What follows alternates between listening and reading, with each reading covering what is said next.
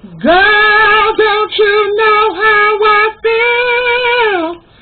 All these feelings that I feel are real.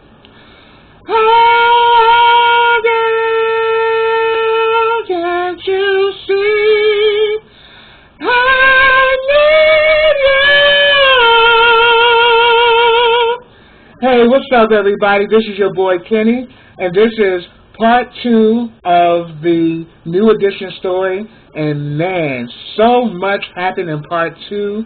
I enjoyed part 1, and part 2 I enjoyed even more. And I just want to say I give props to everyone that's involved, and the fact that everybody is, that everybody is delivering, and I'm just so at the edge of my seat with this. And this, pretty much, part 2, picks up where it left off. It's like now they're teenagers. They're now with MCA, and they're now working on their second album. And pretty much, Gary, who's pretty much their manager, he's having trouble, keeping them managed, and he's even hired, these security guys who are kind of like their chaperones, and pretty much,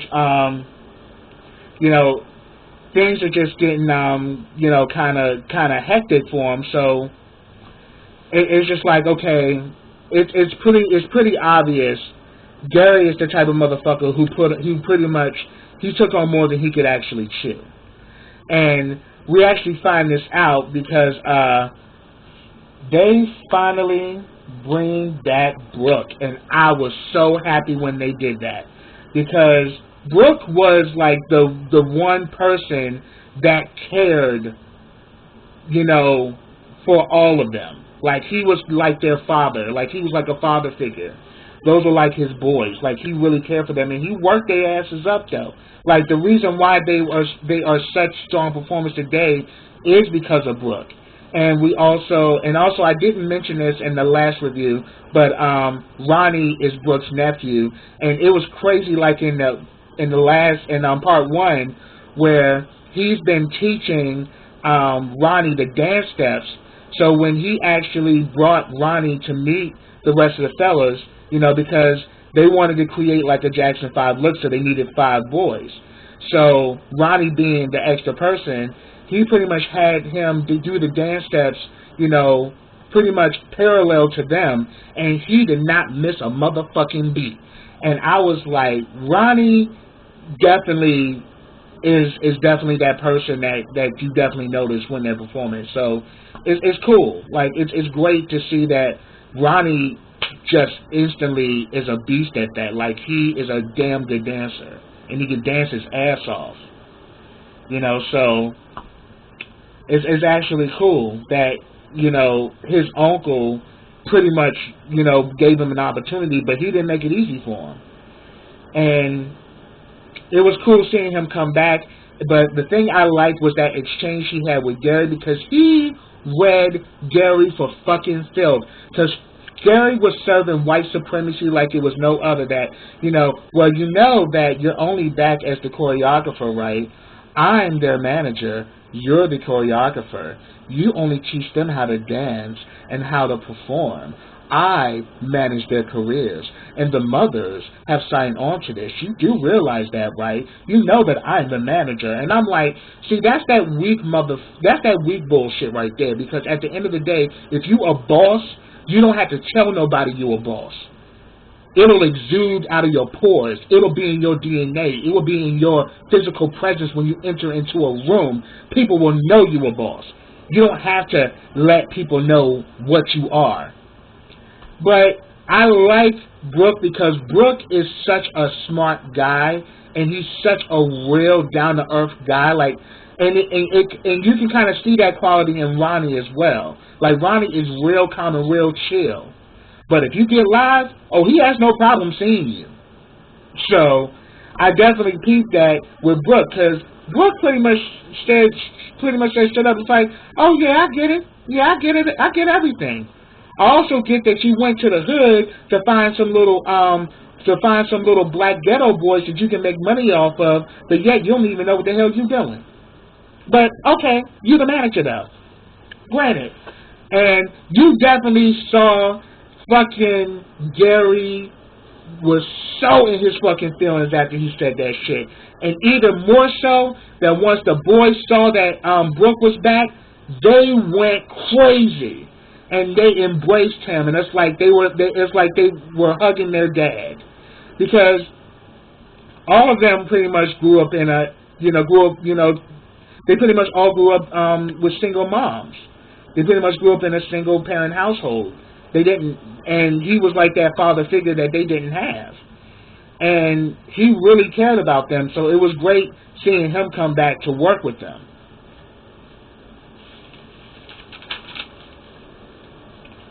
So we actually see within this, them doing the second album, we actually see that that the album did go platinum, and they pretty much, this second album, this is the one that had Mr. Telephone Man, it had Cool It Now, some of their well-known hits, was on the second album, and the second album went platinum. So Gerald, the head of MCA, is happy. But it's funny thing about it is that Gerald is a conniving motherfucker, but he is a record executive, and he's that type of person who's going to tell you how it is, and he don't give a fuck about your feelings. So, but yeah, we definitely see a lot in this episode with him. And about their, managing their business and managing their careers. But, it got real fucking crazy because, because later on, the same thing that happened to them before, when they got that check for $1.87, the mothers were disappointed, because Gary was promising that he was going to deliver. Gary was promising that he was going to make sure that the people, that their family was being taken care of and shit, and they still weren't getting any money. So what he ends up doing is that he ends up getting an advance, and he asks Gerald, to give him an advance because, look, we gave you a platinum album, we got 2 #1 hits, so come on, fund us a little bit of extra money. But we can definitely see in that conversation that Gary has more of a stake in the deal than the boys know. And later on, we find out exactly what went down. But at that moment, we can definitely see that, he pretty much got his limo and got all this shit. So really, it's like, he pretty much had his own thing going on. But then, also what's going on in the second album is that Bobby Brown is getting to the point where he's becoming more and more agitated. He wants to break out as a solo artist. He's pretty much just tired of the whole setup of New Edition.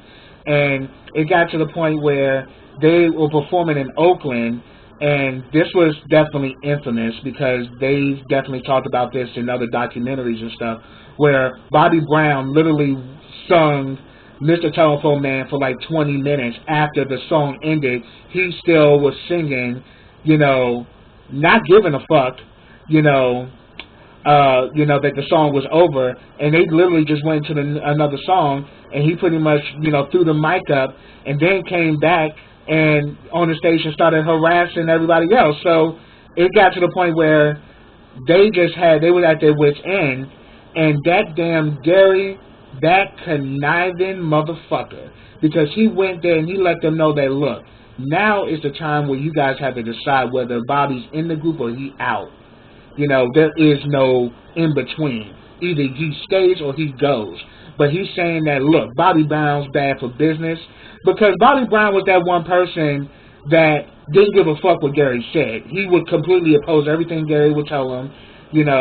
He pretty much was kind of like that kind of guy that pretty much the mentality of that's my prerogative. That's who Bobby Brown is. And he's going to do what the fuck he wants to do, and you're not going to tell him what to do. You're not going to get in his fucking way. And he doesn't give a damn what you think about him. He's Bobby Brown. So Bobby Brown is starting to come into his own, because we actually know that from the beginning he wanted to be a solo artist, but he had stage fright. But you see that in time, he grew comfortable with himself, grew comfortable with his talent, and he was ready to get out there. But due to the fact that the way New Edition was set up, that Ralph was the lead singer, only way he was going to get a song is if they offered him one, but he really had no say-so as to when he can sing or what he can sing on. So that began, I think, to eat away at him, and he was also doing reckless shit. He ended up getting, we actually see that we actually saw the birth of his son, Landon Brown, and I've actually seen Landon Brown on Vlad TV. He's actually a pretty cool brother, though. But yeah, we actually seen the birth of Landon, and we also saw that Ralph's girlfriend, Zena, his childhood sweetheart, she actually had a miscarriage, and we actually saw him go through that, and that was like a real hard time for him, because he couldn't be there because he had to be there with New Edition, and he had work to do. And as much as he wanted to take off and be there, for her, and also, he wasn't able to do that. And but then also, it also kind of brings true to the fact that even through good times and bad times, they were like brothers. They really were loyal to each other. But that scene that really got to me was when they were on that tour bus after Bobby Brown showed his ass up in Oakland, and Gary pretty much just played devil's advocate and was letting them know that, look, he's ruining everything for all of you. You all gonna be a bunch of broke ass has-beens if you continue to fuck with Bobby Brown. He's like, do you want to do this to your mother? Do you want to do this to your mother? Do you want to see your mother, not able to, and you guys aren't getting paid tonight, and you should tell your mothers why you're not getting paid tonight. So therefore, Bobby's gotta go. So I want a show of hands. What are you guys gonna do? And they were very rejecting at first because, one, Bobby is the reason why they're together. Bobby started the group. He's like, yeah, but that's when y'all friends, but now it's about business. You guys got to stop thinking about in terms of friendship and things in terms of business. So this motherfucker was doing every single thing he could to make sure he had complete inanimate control of New Edition and of their careers. And we actually see, Ricky crying. We're seeing all of them in resentment raise their hands to vote Bobby out the group. So Bobby pretty much is left, to himself, and he ends up, being left in Oakland, and he ends up having to get himself back to Boston. And the funny thing about it is that once they kicked Bobby out the group, they kicked Bobby's mother, Carol, and Carol was that no-nonsense mom. She was the one who was the most outspoken. She was kind of like the leader out the pack. She didn't take no shit. She spoke her fucking mind and was quick to get on somebody's ass. So Carol wasn't the one to fuck with. But after Bobby Brown got kicked out the group, the damn fucking other mothers cut her ass out. They weren't talking to her ass no more. And I was like, damn, that's fucked up. All them years y'all been together, and because of Bobby, you take it out on her? That was kind of messed up. But then again, it was like they cut her off, and damn Ricky's mother, who's played by Lisa Nicole Carson, I definitely loved her in Jason's Lyric, big fan. But I liked her when she said, like, look, we about to get up out the ghetto, and I'm not going to let Bobby Brown ruin this. And I won't even let Jesus of Nazareth ruin this. I'm like, girl, you a damn mess. Because his mother was off the hook, and Ricky was like, I don't know which number he was, but there was a house of, he actually comes from a big family. There were 10 children. So, but the way his mother she was off the hook. She's like, excuse me, because his brother came and tried to ask him for some money. She's like, excuse me, don't you see me on the phone? Move. Like, she really played that part. But yeah, but that scene was everything too when they went in on fucking Gary, when Gary didn't have that damn money, came in there with all that damn recoup, sheets and shit, then come in there with no checks or nothing. And that shit was crazy because it got to the point where the mothers were just fed up. They were tired. They was like, look, these boys are working their asses off and they have not seen a dime of their fucking money. What the fuck is going on? What is this bullshit? And all of a sudden, he pretty much, she pretty much asked the question like, Carol, who was Bobby Brown's mother, she was like, oh, so you really think we stupid, don't you? And he's like, well, do you think you're stupid? And then all of a sudden, Ronnie was like, yo, I think you better go. Like, yeah, Gary, because your ass gonna get fucked up. Because at the end of the damn day, you fucking talking shit to 5 women in the hood. You may not be walking out that bitch if you keep on talking your shit. So yeah, he got his shit and he got the fuck up out of there. But one thing I can also say is that I definitely noticed, Mike Bivins. Mike was always the business savvy one out of the group. He, even as a kid, he was always asking questions, and because he was a kid, people ignored him, but he was always the one that was different. Even when they were signing those, $500 contracts, he's the one that walked out of there, and they were just quick to sign their name on the dotted line and didn't read a damn thing. They just saw dollar signs and they just signed their life away. But that's what goes on in the industry. They kind of like wiggle something in front of you, and that's what you go for, not knowing that the conditions that you're signing to will pretty much make you pretty much like a corporate or pretty much like an entertainment slave for the duration of how long that contract is.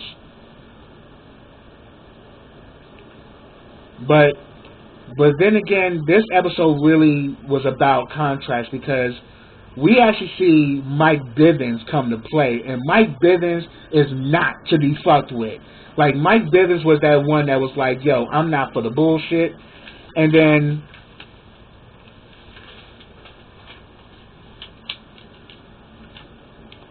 yeah, so we pretty much see that he wasn't for the bullshit at all. And while he's let me get this right.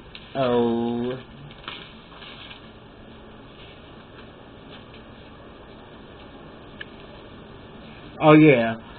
We actually have a scene where Mike is riding around with Jeff, who's one of the security guards, and he's pretty much saying that he should talk to Gary and all this shit. He said that Gary don't fucking listen. Gary always trying to talk down to us. He don't actually think that we're smart. He thinks we ain't nothing but some dumbass ghetto niggas. That's how Gary views us. But then the next thing you know, he's looking at the album, and and on the side it says Fast Break Productions. This alerts him so much that he walks into MCA up to Gerald and pretty much was like, what the fuck is this shit? And Gerald pretty much was like, yo, you better fucking back the hell up. Who the fuck you think you are? You ungrateful little fucking heathen. What the fuck is this shit? Next thing you know, Gerald takes Mike back to his office because he realizes that Mike is no longer green. Mike is noticing shit. Mike is picking things up. So he takes him back and lets him know, look, Fast Break Productions is Gary Evans. Gary Evans has a deal with MCA. And he's like, how the fuck is that possible? How the hell this motherfucker get a deal with MCA and he ain't even singing on shit? He ain't writing shit, he ain't doing none of that. How the hell he getting more money than us? And he's like, well, yeah, he's the one getting the money. He's pretty much paying you guys peanuts. That's what's going on. And he just said, in the most blunt way you can say it, welcome to the music business. I'm like, damn. And he said that the problem is that you didn't read your contracts. You just signed away. You didn't ask questions. Like you say, you don't trust nobody in this game. Everybody gonna say whatever the hell they want to say to get what they want from your ass. You have to learn to think for yourself and learn to cover your own ass. So we saw from that point on, Mike was not fucking around. Mike fired fucking Gary and did it in the most brutal way because he had so much shit on fucking Gary that he would have pretty much owned Gary, you know, literally, because he had so much shit that he was pulling. And he was making all the money and wasn't paying their mothers, wasn't paying them, so they fired his ass and, you know, pretty much got their, you know, you know, they decided to move on, and they ended up getting their own deal with MCA, which they were able to start making money. But think about all those years of hard work that they didn't get anything, but yet they didn't give up, they didn't fret, they didn't call it quits, they kept going because they loved what they did. And that's one thing that I respect about these men, because they did what they love.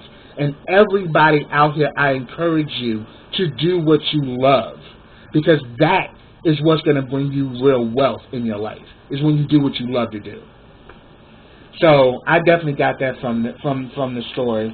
And then also we actually see that they start having issues with Ralph, you know, because Ralph is being seen as like the lead singer, and you know, then, you know, Ralph is like doing some work on his solo, on a solo project, and when he actually played it for the guys first, they did not receive that shit very well, and it got to the point where fucking Ralph just had a fucking diva moment and started reading motherfuckers. He was like, man, Ricky, man, Ronnie, you ain't shit. Like, he didn't say he was shit. He's like, man, you nigga, I've been carrying your ass this whole fucking time. Shit, I'm the one doing all the damn work. I'm the one singing the shit. Your ass just dance. You might as well just fucking get you a modeling contract or something, because that's all you good for, is just looking good and dancing. And then pretty much he kind of goes in on Mike, like, Mike, you ain't managing shit. You ain't no fucking business tycoon. You need to shut the fuck up, because you don't run shit over here. And then starts going in on Ricky. He's like, what the fuck you mean you the only one done some work, nigga? You what, we haven't been working? Like, you the only motherfucker working? And he's like, well, shit, this will be great for you. You know, because now that I'm doing my solo album, you get to finally get a chance to sing lead. And I'm like, damn, shit got real. But then again, later on, we see that Gerald actually shelves his album and tells them that they need another New Edition album. And we also see later on he goes to back to Orchid Park to get Bobby Brown, because Bobby Brown was still under contract with New Edition, and even though he got kicked out the group, doesn't necessarily mean that he no longer has a contract. But because he's no longer in that group, his contract was then you know, rolled over into a solo deal. So he now had a solo deal with MCA, and that's when, you know, he pretty much, and Gerald just bluntly told him straight up, he's like, look, you can either, you know, move out to California and work on your album, or you can stay here and die. Because we saw bodies up in this room getting high like a motherfucker, had cocaine and everything. And his mom pretty much said that his mother was the one who called Gerald that he needs help. You know, he's falling apart. And he came there and he gave him the will. He's like, look, you can either stay here and continue to fuck your life up, or you can do something with your life. You want your solo shit? Now you got it. Do something. But I thought that was cool. But then also, we started to see that afterwards, after Mike pretty much, you know, told the guys about we're going to negotiate our own deals, we're going to make our own money, we're going to turn everything around, we're no longer going to be taken advantage of anymore, because we're going to be responsible for our own shit, and we're going to read the contracts, and we're going to do what we got to do. So pretty much after that, that's when Ralph had his moment. And then later on, we see Johnny Gill You know, and we actually saw that they ran into Johnny Gill when Bobby was still in the group, and Bobby and Johnny instantly clicked. They were mad cool with each other. And he was like, man, I love you guys. He's like, Telephone Man is my shit. And they was just, you know, bonding like it was nothing. And at the time, Johnny Gill was pretty much singing duets with Stacey Lattisaw. You know, shout out to DC. You know, Johnny Gill and Stacey. You know, they from my hometown. Yes, and I'm big fans of both of them. And I mean, because definitely listening to Stacey Lattisaw's "Let Me Be Your Angel," that song takes me out. And then hearing them two sing "Perfect Combination," still a classic, you know, bar none. So we're actually seeing that, you know, that's when they first start interacting with Johnny, because at the time Johnny is a solo artist, and you know, they're a new addition. But then later on, they pretty much Mike, you know, after that whole situation went down between him and Ralph, he finds Johnny and brings Johnny in, and Johnny's now a member of the group. But they were under the impression that Ralph was leaving. So really, Johnny Gill was a replacement for Ralph, not a replacement for Bobby. And then all of a sudden, Ralph gets mad as hell when he finds out that Johnny's in the group. And they all kind of started shading his ass back. And he was like, well, why didn't nobody tell me? Like, how the hell do y'all make a decision like this? And I wasn't even asked. No one asked. I wasn't even considered. And then all of a sudden, Ronnie was like, well, I would have called you, but I was too busy on my modeling appointment. I was like shade like shit. He's like, and then Ricky's like, yeah, man, what the fuck you thought was going to happen? And then his ass got in his feelings. But then the way Mike acted was everything to me, because Mike was like, man, he'll be alright. Now he know we ain't gonna wait on his motherfucking ass. I just fucking burst his ego. He'll be alright. He'll be good. Come on. You know, wipe that look off your face. Let's get to work. And I'm like, check out fucking Mike, boss man. I was so here for that shit. But then we actually see that Johnny and Ralph end up, you know, after Johnny, because Johnny was infamous for singing lead on Boyz II Men, you know, on their third album, that they worked with Jimmy Jam and Terry Lewis. And his voice on that song is everything. I love that song. That's actually one of my favorite songs on that album. That one, and also Can You Stand the Rain, which they did, and they rocked that shit. I was literally like, can you stand the rain? I was like literally jamming to that shit, and it was just like, man, that brought back so many memories. But actually to see that was a beautiful fucking scene. It was greatly shot, seeing all of them come together, you know, Johnny now being a part of the group, and they, you know, now have a totally different flair. It was beautiful, and I can honestly say I thoroughly am enjoying this movie, and I cannot wait for part 3 for tomorrow night. So that's my review for part 2 of the New Edition story. Subscribe to my channel. Leave comments, like this video, share this video. If I left out anything, feel free to put it down in the comments. I'll be more than happy to respond to you. So I will see you guys again tomorrow night. So until then, take care.